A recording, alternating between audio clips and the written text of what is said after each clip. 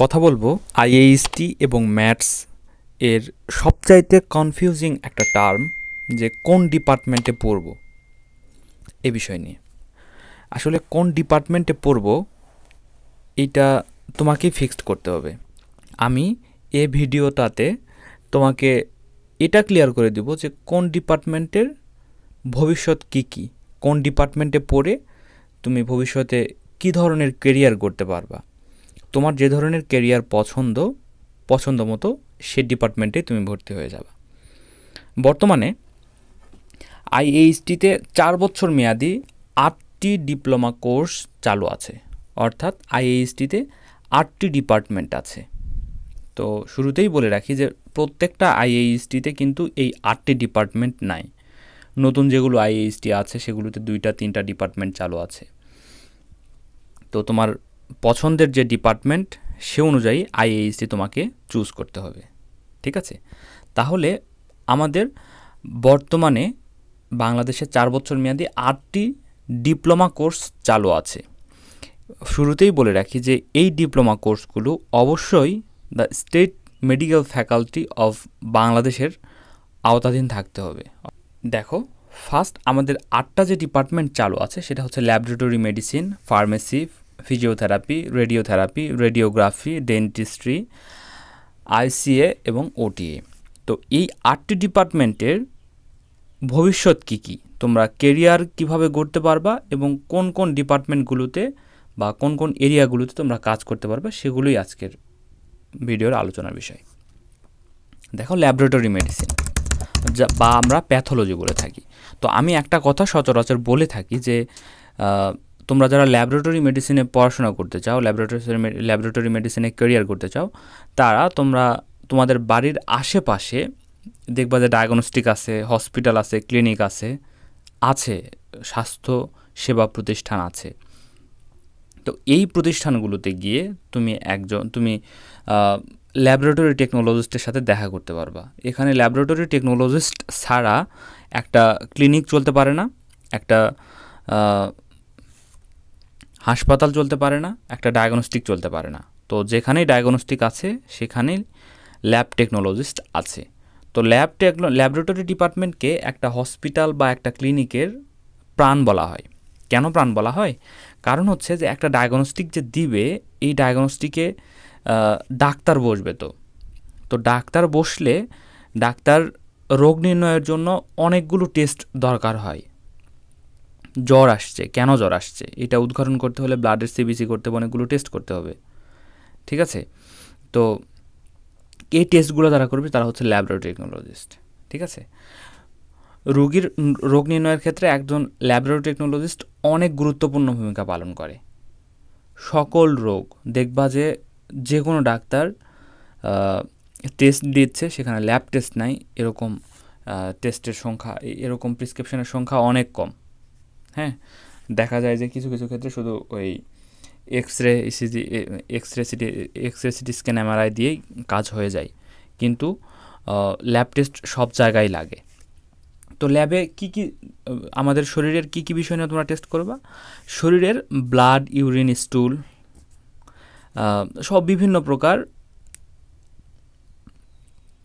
উপাদান নিয়ে টেস্ট করবা, ঠিক আছে? তো এভাবে রোগ নির্ণয়ের ক্ষেত্রে ল্যাবরেটরি টেকনোলজিস্ট খুব গুরুত্বপূর্ণ ভূমিকা পালন করে। একজন ল্যাব টেকনোলজিস্ট যদি রিপোর্ট ভুল করে, ডাক্তার ওই ভুল রিপোর্ট অনুযায়ী ট্রিটমেন্ট দিবে এবং রোগীর অনেক বড় ক্ষতি হতে পারে। কিন্তু একজন দক্ষ মেডিকেল টেকনোলজিস্ট ল্যাবরেটরি যদি দক্ষতার সাথে তার পরীক্ষাগুলো করতে পারে, তাহলে একটা রোগী ভালো সেবা পাবে বলে আমরা আশা করি। এরপরে দেখো, ফার্মেসি। অনেকেই ধারণা যে ফার্মেসি ডিপার্টমেন্টে পড়ে বুঝি হচ্ছে ফার্মেসিতেই শুধু চাকরি হয়, মানে ফার্মেসিতে ওষুধ খুঁজে বের করা, এরপরে হচ্ছে ওষুধ দিয়ে দেয়া, ওষুধের গুণাগুণ জানা, এতটুকুই। কিন্তু না, ফার্মেসি ডিপার্টমেন্টের অনেক বড় একটা কেরিয়ার আছে। যে আমাদের বাংলাদেশের যে সকল ফার্মাসিউটিক্যাল কোম্পানিগুলো আছে, এই ফার্মাসিউটিক্যাল কোম্পানিগুলোতে ফার্মাসিস্ট নিয়োগ হয় এবং অনেক ভালো স্যালারিতে এখানে নিয়োগ হয়, ঠিক আছে? আর এই পেশায় একজন ফার্মাসিস্টের দায়িত্বটা কি? ফার্মাসিস্টের দায়িত্ব হচ্ছে কোন ওষুধের কী কী গুণাগুণ এটা তো জানবে, এবং কোন ক্ষেত্রে কী কী ওষুধ ব্যবহার করা যাবে এইটাও একজন ফার্মাসিস্টের দায়িত্ব। এরপরে দেখো ফিজিওথেরাপি। চিকিৎসা বিজ্ঞানে ফিজিওথেরাপির ভূমিকা অনেক বেশি গুরুত্বপূর্ণ। মানে ফিজিওথেরাপি হচ্ছে শারীরিক অঙ্গভঙ্গির মাধ্যমে যে চিকিৎসা দেওয়া হয় সেইটা। সাপোজ একজন অস্টিও আর্থ্রাইটিসের রুগী, তার কিডনির সমস্যা আছে, এই রুগীটা কিন্তু ব্যথার কোনো ওষুধ খেতে পারবে না, ব্যথার ওষুধ খেলে তার কিডনিতে প্রবলেম হবে।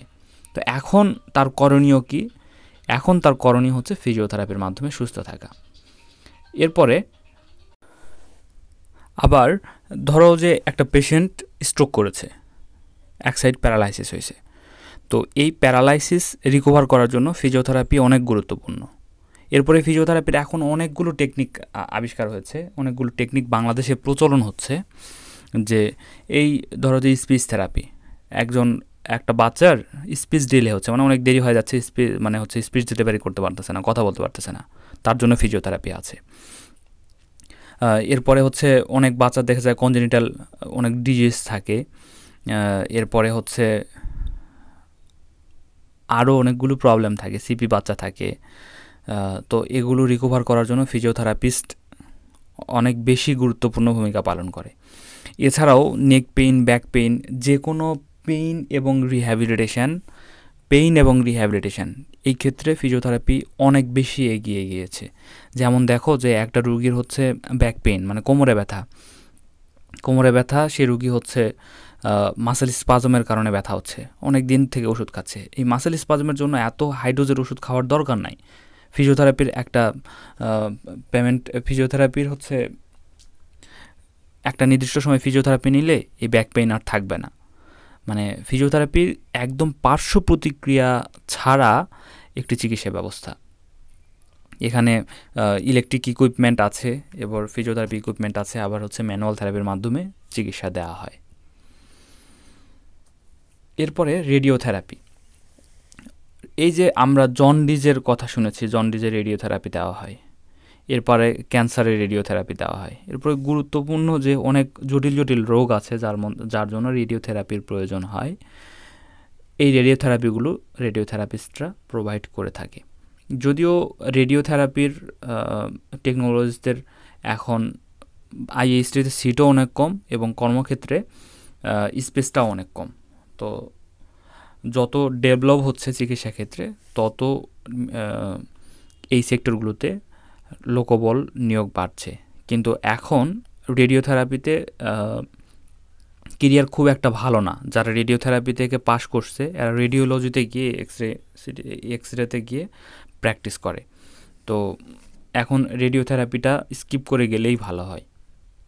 এরপর দেখো radiography, x ray, CT scan, MRI, অর্থাৎ যত ইমেজিং কাজ আছে, ইমেজিং টাইপের আমাদের শরীরের সাথে সম্পর্ক আছে, সবগুলো কাজ রেডিওগ্রাফি করে।